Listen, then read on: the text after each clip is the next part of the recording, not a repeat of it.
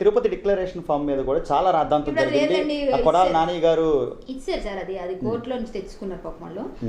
మీరు ఇంకా అప్డేట్ అవ్వాలి చాలా. అయితే కోర్టులోంచి వచ్చింది.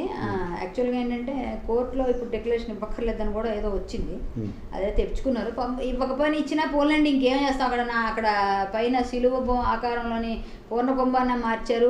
హిందువులందరూ యాగి చేసి గొడవలు చేయగానే అది మార్చి పూర్ణకుంభం షేప్ ఏంటో వాళ్ళు తెలుసుకొని దాన్ని తయారు చేశారు. ముందు మాత్రం ఒక వైన్ బాటిల్ లాగా ఇలా డిఫరెంట్గా చేశారు. ఆ బాటిల్ తీసి పూజా ఆకారంలో చేశారు. తర్వాత దాన్ని బాజాగా మార్చారు. చక్కగా బాజా భజంతులతో దించారు కిందకి. చూసాం మేమందరం. సర్లేండి, ఏదేమైనా మన వెంకన్న బాబు ఊరుకోడు, దుర్గమ్మ ఊరుకోదు, ఇదైతే నేను నమ్ముతాను. చూద్దాం. సో గతంలో జరిగినటువంటి ఒక శ్రీకృష్ణుడి వివాదానికి సంబంధించి కూడా మీరు బాగా గట్టిగా చాలా గట్టిగా మీరు కౌంటర్ ఇచ్చినటువంటి పరిస్థితి, బూతులు తిడుతూ కూడా, అంటే క్రిస్టియన్ ఇప్పుడు కూడా తిడతా వాడు ఎక్కువ మాట్లాడితే. మొన్న మళ్ళీ ఏదో పెట్టాడు. అసలు వాడికి నేను చెప్తాం అనుకున్నాను, రే తమ్ముడు నువ్వు ఒక మాట చెప్తాను రా, ఇంట్లో నీకే డైరెక్ట్ చెప్తున్నా, ఇది కట్ చేసి మరి అడిగి పంపించండి, మర్చిపోకండి. మళ్ళీ నేను ఫేస్బుక్లో ఇద్దాం అనుకున్నాను కానీ వద్దులేండి, అవసరం లేదు. వాడి స్థాయి కాదు, నా స్థాయి ఆడు కాదు. వాడితో మాట్లాడింది నా స్థాయి ఆడు కాదు కాబట్టి అడిగి నేను ఇవ్వలేదు. కానీ మీరు అడిగారు కాబట్టి తప్పక చెప్తున్నాను. వాడు ఒరే తమ్ముడు నువ్వు అప్ప అప్ప అని మాట్లాడతావు ఎటకారంగా. ఒరే తమ్ముడు ఏదో జాన్సన్ గెన్సన్ ఏదో పేరు ఉందండి, పేరు ఏదో వదిలేండి, పేరు ఏదో మనకి. కానీ అసలు నువ్వేమనుకుంటున్నావు నాకు అర్థం కావట్లేదు. మన రాముడి గురించి నేను వెళ్ళి ప్రశ్నించాను, రాముడి గురించి నేను రామతీర్థాలకు వెళ్ళాను. అక్కడ క్రిస్టియన్స్ ఎవరైనా పగలగొట్టారని నేను ఎక్కడైనా వాడేనా నాకు ఆ వీడియోలో చూపించు. నువ్వు ఎందుకురా నన్ను మతోన్మాద అన్నావు? నువ్వు మతోన్మాద, ఇప్పుడు నేను మతోన్మాద. ఇప్పుడు క్రిస్టియన్ అన్న పేరు ఎక్కడైనా నేను తెచ్చానా? రే తమ్ముడు నీకేంట్రా బక్కోడా, విను కొంచెం. అయితే విషయం ఏంటంటే బూతులు తిట్టింది అదే మాట్లాడదు, చాలా మర్యాద చెప్పారు, చాలా ప్రేమగా పిలుస్తున్నాను నేను. చూడు ఎంత ఆ తమ్ముడు అని అంత ముద్దుగా పిలిచాను. కాబట్టి బూతులు తిట్టలేదు ఈసారి, చక్కగా చెప్తున్నా. మతోన్మాది అంటే నువ్వు ఆ వీడియో చూసుకోసారు, నువ్వు మళ్ళీ ప్లే చేయ కావాలంటే. నేనేం మాట్లాడాను అక్కడ? నేను క్రిస్టియన్స్ పగలగొట్టారు నేనేమని అన్నానా అంటే నువ్వు ఏ ప్రభుత్వానికి కొమ్ము కాస్తున్నావో ఇప్పుడు ప్రభుత్వం వైపు మాట్లాడుతున్నావు, నీకు అర్థమైపోతుందా నువ్వు మాట్లాడిన దానిలోనే? నేను చెప్పకుండా నువ్వే చెప్పుకున్నావు మతోన్మాది అని. నేను మతోన్మాది ఎలాగే అన్నా, నేను హిందూనని చెప్పుకున్నాను, నేను దేవుడి గురించి మాట్లాడాను, వేరే మతాన్ని కించపరచలేదు కదా, అక్కడ వేరే మతం గురించి మాట్లాడలేదు కదా. నేను ఈ క్రిస్టియన్స్ పగలగొట్టాను ఒక్క మాట అన్నాను నేను.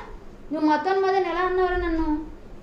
ఈ వీడి కోసం మనం మాట్లాడాలండి, వాడికి తల లేదు తోక లేదు, వాడికి నేను మాట్లాడి సమాధానం చెప్పేది ఏంటండి?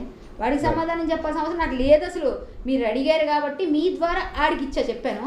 ఇంకొకటి, ఇంకొకసారి మతోన్మాదులు అది ఇది అని చెప్పేసి ఆవిడెవరో తిరుపతిలో ఎవరో పొగిడితే ఆవిడని పొగిడేస్తే ఈ అక్కలు ఎలా చేశారో ఆ అక్కలు అలా చేశారు. నువ్వేం చిన్న కూసి లాలిపాపుడు అనుకుంటున్నావేమన్నా నువ్వు? నువ్వు నాకన్నా పెద్దోడురా చాలా.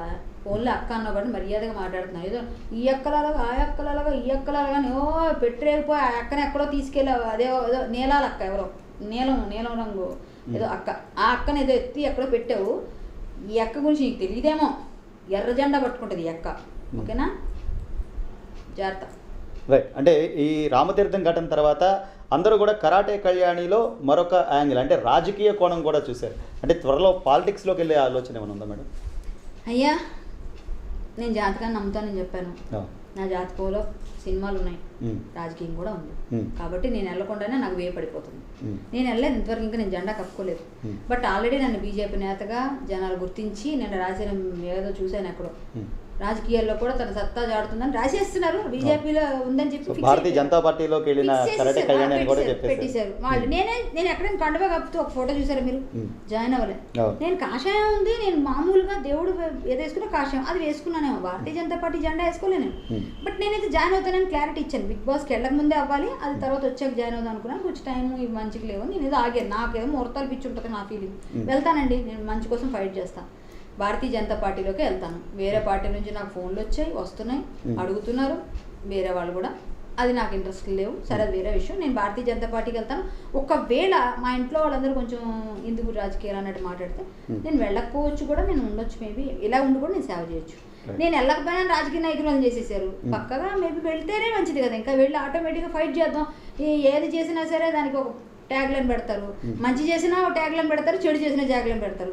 నేను చేసింది ఏంటో తెలుసుకోవడం టైం పడుతుంది. జరగనివ్వండి, ఏది జరిగినా మన మంచిగా, అంతా మన మంచిగా. స్వామి దయ, స్వామి ఆశీర్వచనం, స్వామి నన్ను పంపిస్తున్నాడు, నేను వెళ్తాను. కానీ ట్రెండింగ్ న్యూస్ ఏంటంటే వైఎస్ఆర్సీపీలో ఉన్నటువంటి రోజా గారికి, అంటే ఇండస్ట్రీ పరంగా ఆవిడికి ఖచ్చితంగా కరాటే కళ్యాణి గారు మాత్రమే ఒక యాంటీ పొలిటీషియన్ అనేటువంటి భారతీయ జనతా పార్టీ నుంచి ఆవిడ్ని ఒక అస్త్రంగా దింపాలి అనేటువంటి ఒక ఆలోచన ఉందని ట్రెండింగ్ న్యూస్. నిజమేనంటారా? అది మాకు మేము వార్తలు సేకరిస్తుంటాం కాబట్టి మాకు వచ్చింది వార్త. రోజా గారు నాకు మంచి ఫ్రెండ్, అట్లే లేదు. నన్ను చూస్తే అబ్బా అని పిలుస్తారు రోజా గారు, ఆ మాట అంటారు. ఆవిడకి ఇష్టం, ఆ డైలాగ్ బాగా మాట్లాడతారు, చాలా ఇష్టం. అది మా పర్సనల్గా మేమేమి విభేదించుకునేది ఏం లేదు. ఆవిడ చాలా మంచి ఆమె, నాతో బాగా మాట్లాడతారు. నేను ఎక్కువగా తనతో బాగా క్లోజ్గా మాట్లాడతాను. పార్టీ పరంగా నేను ఇందులోకి వస్తే రోజా గారికి ధీటుగా ఉండాలి, అట్లా ఫైట్ చేయాలంటే ఏదన్నా మనం ప్రశ్నించాల్సిన సమయం వస్తే తప్పదు. ఆవిడ నన్ను ప్రశ్నించి నేను వెళ్ళి జాయిన్ అయిపోయిన తర్వాత, ఇప్పుడైతే కాదు అనుకోండి, ఒకవేళ అని జనాలు అనుకుంటున్నారంటే మంచిదే కదా. ఒకవేళ నేను అంతవరకు వెళ్తే నాకు కూడా ఆల్రెడీ వెళ్ళకముందే నాకు మీరందరూ ఫిక్స్ చేశారంటే ఇదే మాట నేను కూడా విన్నాను ఒక దగ్గర. ఒక పెద్ద ఒక పొలిటీషియన్ మా ఊరు విజయనగరం నుంచి నాకు కాల్ చేసి ఈ మాట వేరే వాళ్ళు అన్నారు, మాకు ఆవిడ నువ్వు అటు వెళ్ళావా అన్నట్టు మాట్లాడారు.